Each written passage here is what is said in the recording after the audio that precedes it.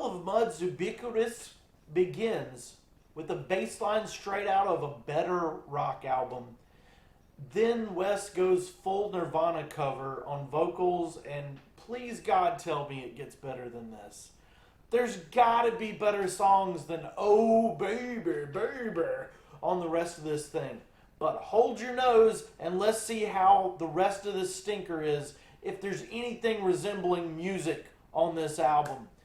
Dance With Me is sloppy and poppy, cranking up some heavy guitars that sound like they're trying to drown out the bored singer while also pretending that they're not ripping off that she fucking hates me guitar lick.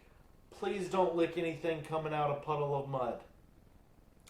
Right here, I am the 77th human being on planet Earth to hear Cash and Cobain.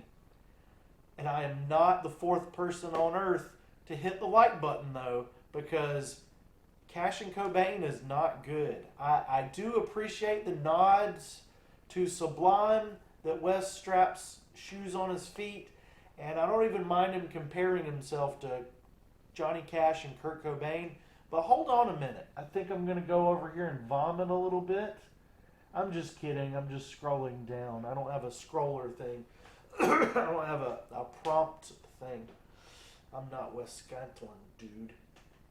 But I don't understand where these comparisons are coming from. Simple Life, Kurt Cobain, Johnny Cash, Wes Scantlin. The Puddle of Mudd do almost win me over with this one, with all the nice little rock and roll nuggets, salt and pepper shakered through the lyrics. But the end dish is a bizarre recipe. I like my son's marshmallow 3-meat pizza a little better. This is like a mud pie. The album does almost have a cohesive vibe. There's Leonard Skinner in here, if Leonard Skinner was a butter-faced nightmare. What's wrong with this YouTube channel? Let's get serious. We're now talking about Candy.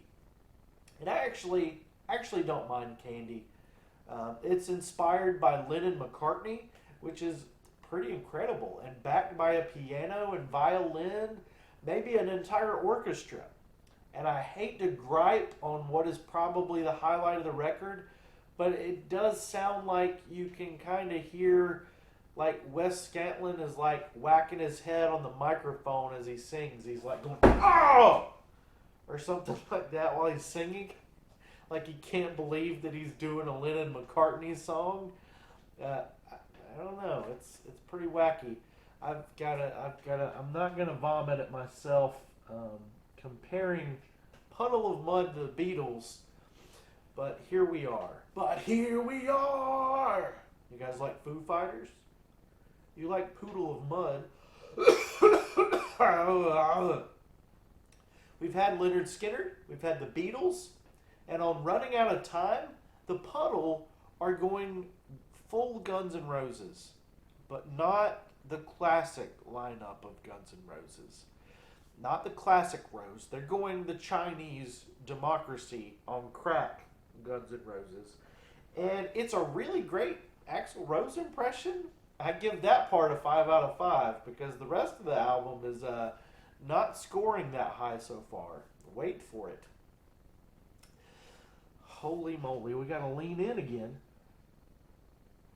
Holy moly. Guns N' Roses, the Beatles, this is just crazy. This album just keeps trying so hard to rock hard and fast, but it can't quite get it up. Man in the Mirror continues this butchering of... It's thundering outside. Is it thundering in your area?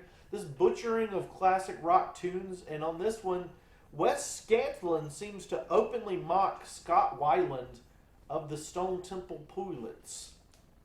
Yeah. Man in the Mirror is quite possibly the worst song of 2023. Yeah. It's preposterous and benevolent, and it's a busted drum kit. You Wrecked Me is next. It has 4 likes on YouTube, which is a record for Puddle of Mudd.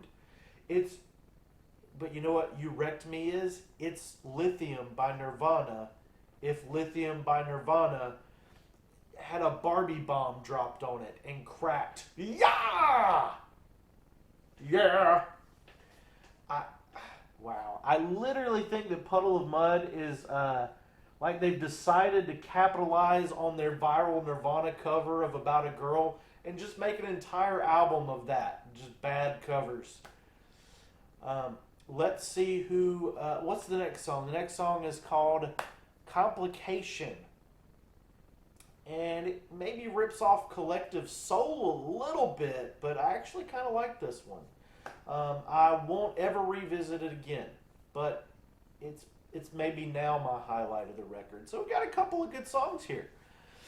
But this album, it just smells like, ooh, that smell, the smell of this around you.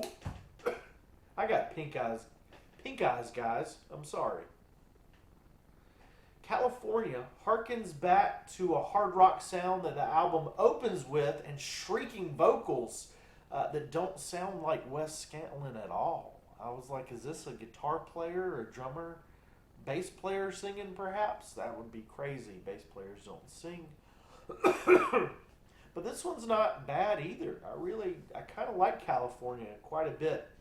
And when Wes's voice breaks on this one, I felt it in my throat.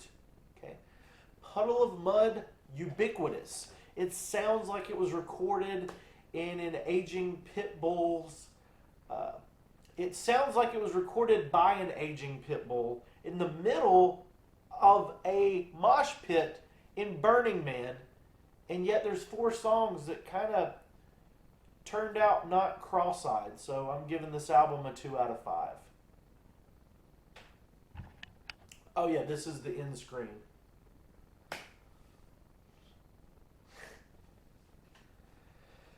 Oh. Watch some of these videos wherever they ended up. Goodbye.